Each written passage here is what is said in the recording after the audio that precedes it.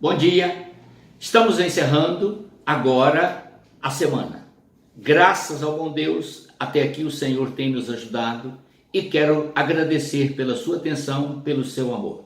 E que a graça de Cristo esteja sobre a sua vida e sobre o seu lar.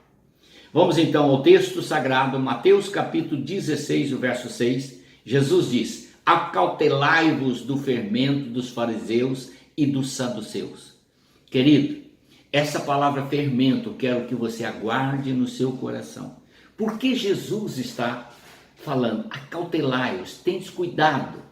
Porque os fariseus e os saduceus, eles estavam inseridos na sociedade judaica, com doutrinas hereges, que não traduziam os ensinamentos de Deus no Antigo Testamento.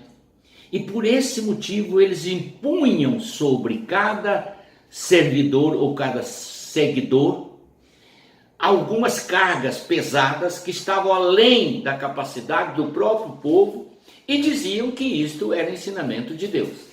Jesus então está dizendo que eles deveriam estar atentos a todas essas palavras. E ao mesmo tempo mostrando que quando os fariseus e os saduceus encontravam com ele, era sempre para confrontar, nunca para sujeitar aos seus ensinamentos. Querido, o que é um falso mestre? É aquele personagem dissimulado que está infiltrado dentro do corpo da igreja ou talvez na sociedade. Ele é um indivíduo que tem um comportamento falso, fingido, hipócrita, porque apresenta um conhecimento ou uma verdade que ele próprio não vive. Por esse motivo ele finge ser um bom cristão, ou seja, um bom pastor, um bom líder. Ele finge ser seu amigo, ele finge, mas as palavras que saem da sua boca não é sincera. Está entendendo? Então tenha cuidado com isso. São as pessoas dissimuladas que estão próximo de nós, os quais Jesus chamou de fermento. São atrevidos. O que é isso? Pessoas irresponsáveis. Não está preocupado com a sua vida, não está preocupado com a sua felicidade, com o seu lar. São maus conselheiros para o casamento, são maus conselheiros para a sua vida profissional, espiritual ou cívica. Não servem para ser seu amigo, porque são cheios de soberba, cheios de presunção. Esses falsos mestres são pretensiosos também. E o que é isso? São pessoas que querem ser mais do que é. Isso é muito triste. No entanto, não afeta a eles, porque eles são assim. Faz parte da conduta do falso mestre. Simplicidade, amor, sinceridade, fidelidade, lealdade, verdade, são atributos daquele que está junto com Cristo. E esse comportamento eles não têm. Há outra coisa tremenda também, que é o fermento que nós falamos lá no início, que Jesus colocou como acautelai do fermento dos fariseus e dos saduceus. Mas hoje nós não temos fariseus e saduceus na sociedade, mas temos esses indivíduos infiltrados na internet, nas igrejas, nos lares, na sociedade, para perverter ou para tentar seduzir, induzir as pessoas à prática do mal, desviarem dos propósitos dos ensinamentos de Cristo. Tenha cuidado com isso, tenha toda atenção e todo cuidado. Para tanto, o apóstolo São Paulo, no livro de Gálatas, ele nos adverte, preste atenção. Capítulo 1, verso 6. Admira-me que estejais passando tão depressa daquele que vos chamou na graça de Cristo para outro evangelho. Está vendo? Isso já acontecia lá. E hoje acontece. Essas pessoas que chegam dizendo que tem, que a igreja tal, que o pastor tal, que não sei o que tem. Meu querido, não entra nessa onda. O evangelho que você recebeu de Cristo, conserve-o puro, porque ele transformou você. Te levou a crer no Senhor Jesus e a ter a purificação dos seus pecados. Então permaneça firme nessa palavra, porque é isso que vai trazer edificação para o seu coração. Guarde bem, verso 6, verso 9, agora ele vai nos dizer assim, ó, mas ainda Assim como já dissemos, verso 9, assim como já dissemos e agora repito, se alguém vos pregar outro evangelho que vá além daquele que receber, seja anátema.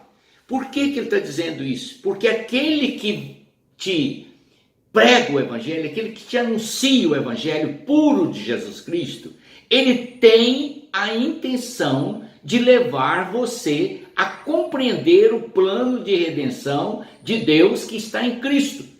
Qual é esse objetivo? Ele não está pensando em ganhar dinheiro de você, não. Ele está pensando apenas que você seja salvo. Ele quer que você entenda o projeto de Deus para a sua redenção, para que você viva a vida eterna com Cristo depois que você sair desse mundo.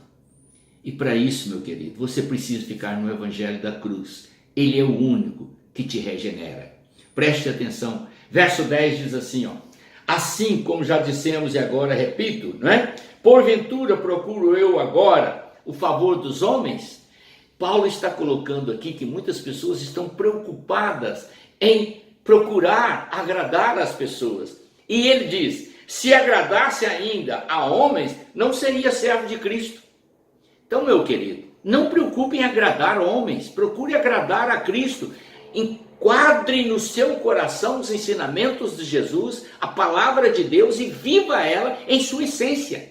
Procure viver dentro dos moldes estabelecidos, conforme já falamos essa semana. São estas normas estabelecidas por Deus para que vivamos conforme a sua vontade e sejamos edificados. E ele colocou no verso 11 a seguinte palavra: faço-vos, porém, saber, irmãos, que o evangelho por mim anunciado não é segundo o homem. Você não deve pregar a palavra ou ouvir uma pessoa falando, porque não sei o quê. Não, se ele não citar a palavra de Deus e estabelecer as regras que nela estão contidas, não deve ser ouvido e nem atendido. O verso 12, ele diz assim, porque eu não o recebi, nem o aprendi de homem algum, mas mediante revelação de Jesus Cristo. Quem revela a palavra é o Senhor Jesus. Quem estabelece as regras que agrada a Deus, estão todas estas regras estabelecidas nos ensinamentos do Senhor. Então, atenha-se a Ele. Não fica andando de um lado para o outro, procurando palavras de homens que satisfaçam você. Enquadre no seu coração a palavra de Deus e viva nela. E ele completa dizendo no capítulo 6, o verso 14. Quero ler com você, para você guardar no coração. Mas longe de mim esteja gloriar-me, senão na cruz de nosso Senhor Jesus Cristo, pela qual o mundo está crucificado para mim e eu para o mundo.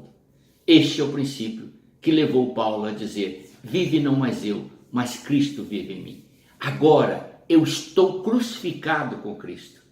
E a fé que eu vivo, esta fé que eu vivo na pessoa do Senhor Jesus, é a fé que me garante a vitória sobre o mundo, sobre a minha carne e sobre o inimigo número 1, Satanás. Seja fiel, permaneça neste princípio, não fuja e nem procure mestres que te satisfaçam, mas permaneça na doutrina de Cristo. Amém? Vamos orar. Pai eterno, te agradeço pelo término desta semana e pelas mensagens que tu nos deste. Conserve em nosso coração a fé sublime que foi emanada do teu coração através da vida, dos ensinamentos e do sacrifício do Senhor Jesus. Eu te peço essas bênçãos em nome do Senhor Jesus. Amém.